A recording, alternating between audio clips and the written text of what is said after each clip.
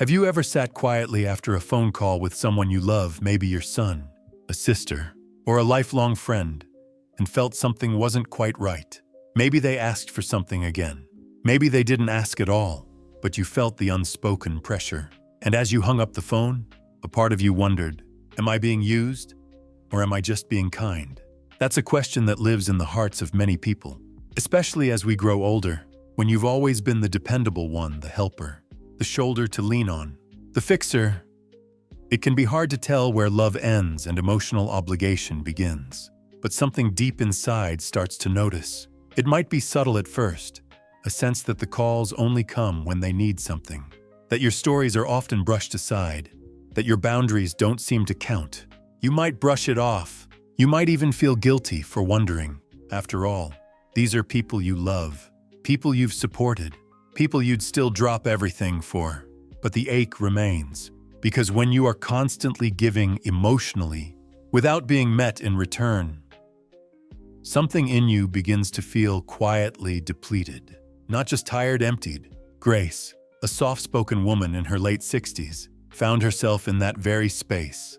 Her adult daughter called her every other day, always with something to vent about work stress. Her marriage, the children's behavior. Grace listened. Always. She offered gentle advice. She reassured her. She tried to stay upbeat. But one day, Grace realized something. In all those conversations, her daughter had never once asked how she was doing. Not once. She had become a soundboard, a safe place to land, but not someone to care for. And when she finally tried to share something that was going on in her own life, a health concern, something that frightened her, her daughter brushed it off.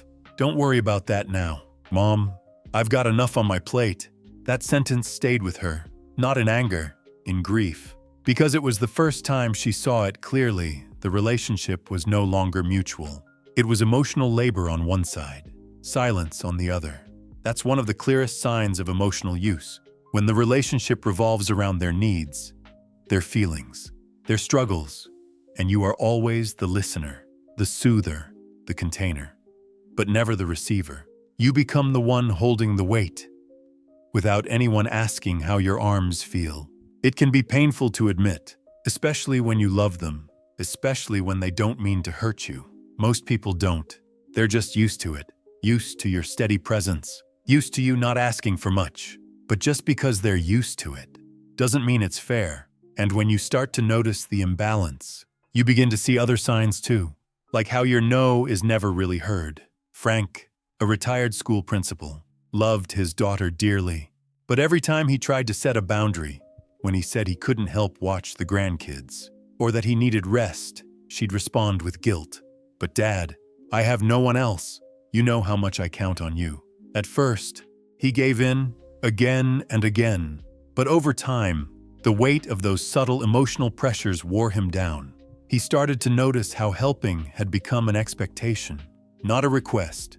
And when he finally said no, truly no, the warmth in her voice disappeared. She grew cold, distant, as if his usefulness had expired. That's another sign when your love is conditional. When being available emotionally or practically is the only thing keeping the relationship alive. And that's a truth too painful for most people to say aloud, because no one wants to believe they're only valued for what they can give. But too often, older adults are quietly pushed into that role, the one who never complains, never asks, always says yes. And when you step out of that role, even gently, the reaction tells you everything. Sophie, who had always been the organizer of family holidays, decided one year she didn't have the energy to do it all. She suggested a smaller gathering, a shared effort. Her niece replied, "But it won't feel the same if you don't do it." "Auntie, you're the glue!" Sophie smiled, but something about that sentence felt heavy. She wasn't being celebrated. She was being expected, and what no one noticed was that she had been quietly struggling. Loneliness, grief, health worries. She was showing up, not because she was full of joy, but because no one had thought to ask if she needed to be held for once. And that's the heartbreak of emotional use. You feel invisible, even while you're giving everything. But the moment you begin to see it, something changes. Not out of bitterness, not out of rage, but out of grief. And from grief comes clarity. Clarity that your time is sacred. Clarity that your energy has value. Clarity that real love doesn't treat your presence as a given, it cherishes it. You don't need to harden yourself. You don't need to push people away. But you do need to begin seeing yourself clearly again. Not as the helper, not as the fixer, not as the one who quietly holds it all together, but as someone worthy of being seen, heard, supported, someone whose needs matter, too. And once you begin to claim that truth, gently, quietly, steadily, everything else begins to shift. Everything else begins to shift, not necessarily because they change first, but because you begin to move differently. You start to carry yourself with a kind of quiet reverence, not loud or boastful, but steady, a subtle awareness that says, I matter, too. And in that stillness, a deeper kind of seeing begins to unfold. You start to notice things you once dismissed, like how certain people only reach out when they're in a crisis, and when the storm passes, so does their attention. That's another sign, when people only seem to connect with you in moments of emotional urgency, not because they want to share joy, not because they're curious about your life, but because they need a place to dump their feelings. And you've always made it so easy, so safe, so quiet. Helen knew this well. Her nephew, Ryan, in his late 30s, had a habit of dropping by unannounced when life got hard. A breakup, money problems, stress at work. He would vent for hours, eat her food, let her hold space for his mess. And then, once things smoothed out, he'd vanish again. No thank you, no check-in, no how are you, Aunt Helen. She told herself it was fine, that he was young, that this was her role. But one day, after he left and she stood in the silence of her living room, it hit her. No one had asked her about her day in weeks, and that's when she began to pull back. Not with punishment, but with purpose. She started letting the phone go to voicemail, started waiting a day or two before replying, not to be cold, but to create space, to see what would happen if she didn't rush to soothe every time. And what happened was telling. When she stopped being immediately available, he stopped calling. Not once did he ask, "Are you okay?" It hurt, of course it did. But in that pain, she found something stronger, her own center. The space inside her that had been pushed aside for years in service of someone else's chaos. And that's the gift hidden inside every painful recognition. The invitation to come home to yourself, to rebuild from the inside out. You begin to understand that being emotionally used doesn't always look like abuse. Sometimes, it looks like you always being the strong one, the reliable one, the emotionally available one while no one ever asks what you need. Frank once said, "It's not that I mind helping, it's that I don't feel like a person anymore, just a tool everyone reaches for when they're in trouble." That's a powerful realization. When your presence becomes a convenience, not a connection, and you're allowed to name that. You're allowed to say, even softly, "This doesn't feel fair anymore." That's what Margaret began doing. She started small. When her friend Emily called for the third time in 1 week to complain about her daughter-in-law never once asking about Margaret's life, Margaret said gently, "I'm happy to listen, but I'm feeling a bit depleted today. Can we check in on each other instead of just unloading?" There was a long silence. Emily didn't respond well at first. She was defensive, hurt, even, but the truth had been spoken. And over time, the dynamic changed. Not perfectly, but it shifted. Because when you model mutual care, even in small ways, you set a standard. You say, "I'm not just here to carry your pain, I'm here to be met." And those who truly value you will rise to meet you there. Not everyone will, though. Sometimes, when you stop being endlessly available, people disappear. That's painful, but it's also clarifying, because those who vanish when you set boundaries were never truly in relationship with you. They were in relationship with what you could provide. That's not love, that's extraction. And you, dear heart, were never meant to be mined for emotional support without being nourished in return. You were meant to be seen, held, asked about, celebrated. And if no one in your life has done that for you lately, then let me say it here, now. You have given so much. You have carried so many. And it is not wrong, not selfish, not unkind to say, I need something back. That might look like more honest conversations.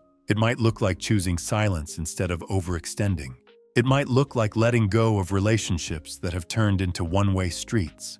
But at its heart, it looks like this: you choosing yourself, even when others don't, because respect doesn't start with them. It starts with you. You don't need to harden. You don't need to yell.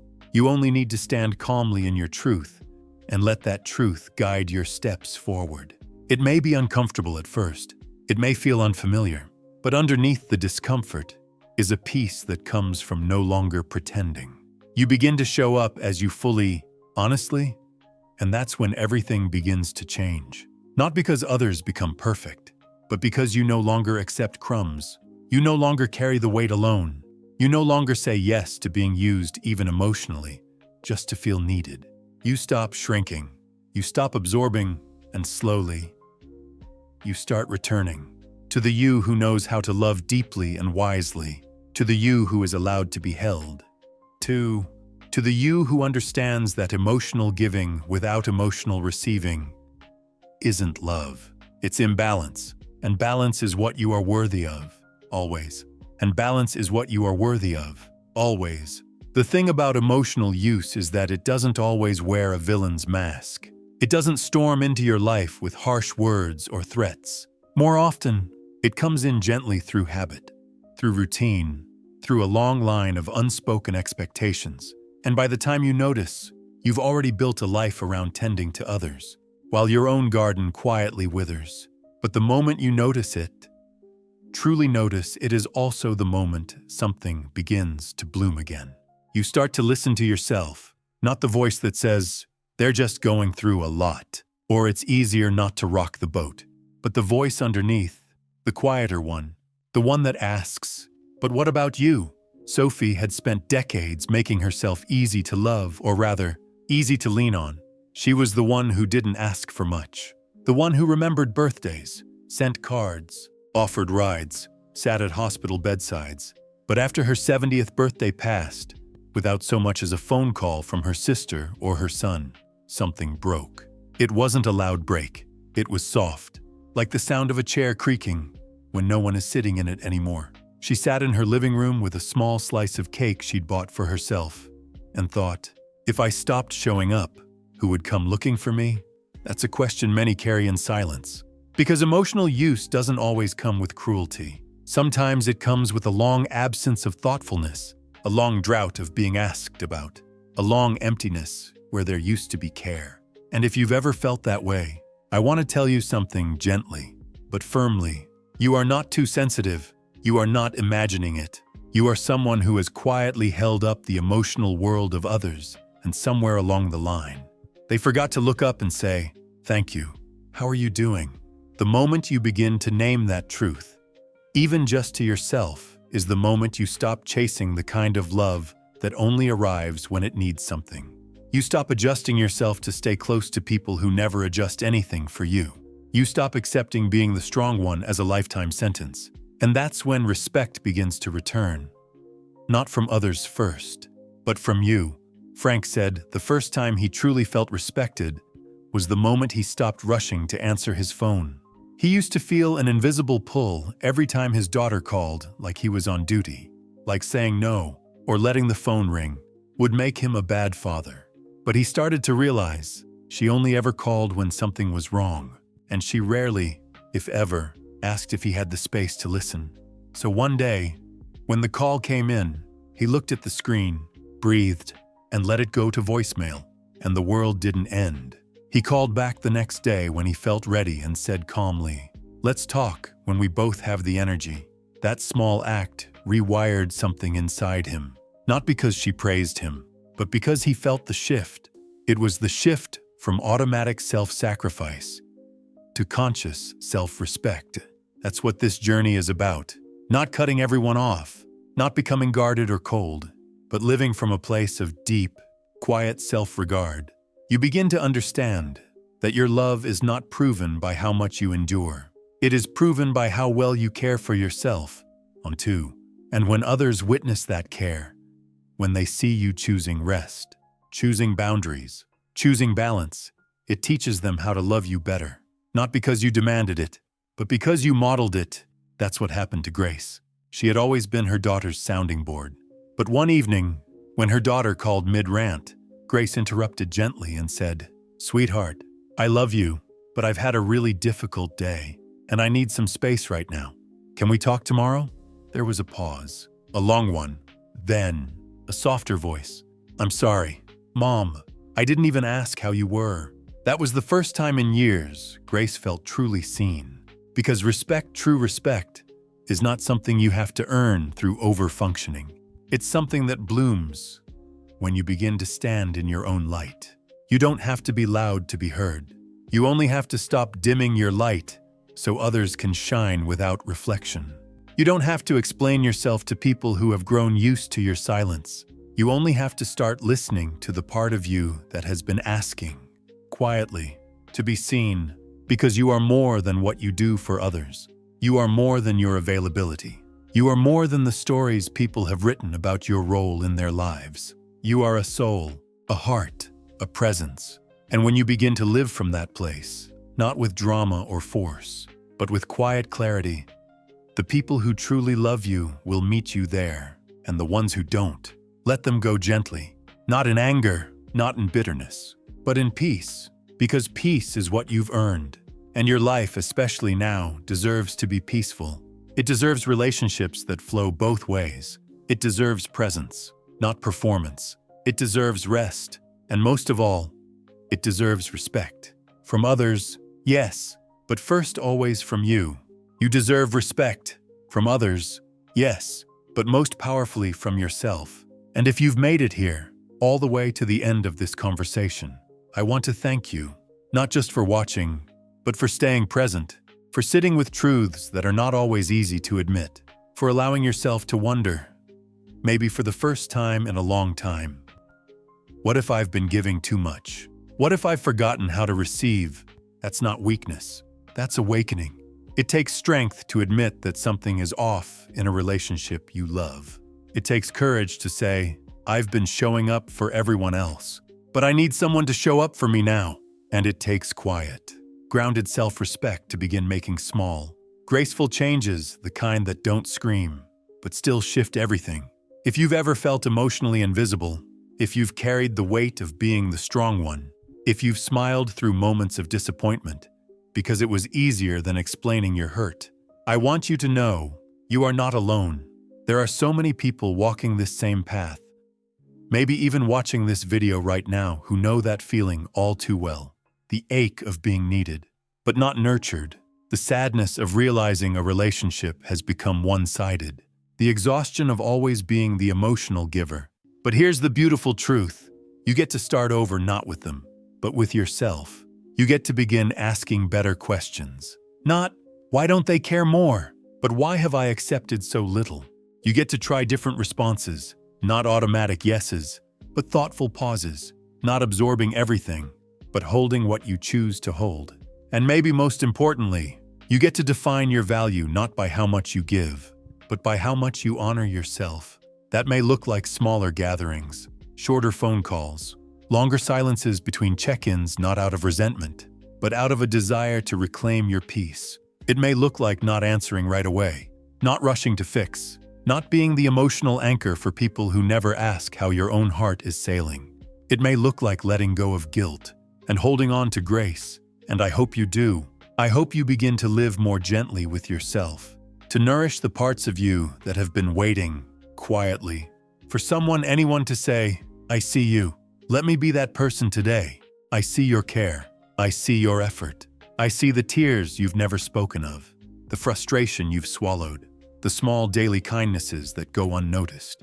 And I want you to know, they matter. You matter.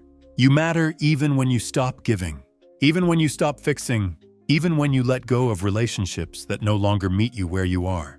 You matter in stillness. You matter in silence. You matter because your presence is not something others get to use. It's something they must cherish. So if this message touched a part of you that's been aching, I would love to hear from you. Has there been a time in your life when you realized a relationship was emotionally one-sided? What helped you find your balance again? Your peace. If you're comfortable, I invite you to share your story in the comments. You never know who might read your words and feel less alone. Sometimes, our experiences are the very thing someone else needed to hear to feel brave enough to choose themselves. 2. And if this message made you feel seen even just a little, I'd be honored to stay connected. You can click subscribe if you'd like more conversations like this one. Not because of numbers or growth, but because spaces like these matter. Safe places where we can speak the quiet truths and feel understood. And if you know someone who has been carrying too much, giving too endlessly, always showing up for everyone else without being seen, maybe send this their way. Not as advice, but as a whisper. You are allowed to ask for more, because that's the truth of it. You are allowed to ask for more care, more respect, more joy, more mutual effort in the relationships you've held up for far too long. And if they can't give that, let it go softly, with peace, with a heart that knows. Your worth is not up for negotiation. You are not here to be endlessly available. You are here to be fully alive. So rest when you need to. Say no when it protects your spirit. Walk away when you are being drained. And above all, remember this: real love doesn't leave you feeling empty. It fills you up, quietly, consistently, gently. And that is what you deserve, always.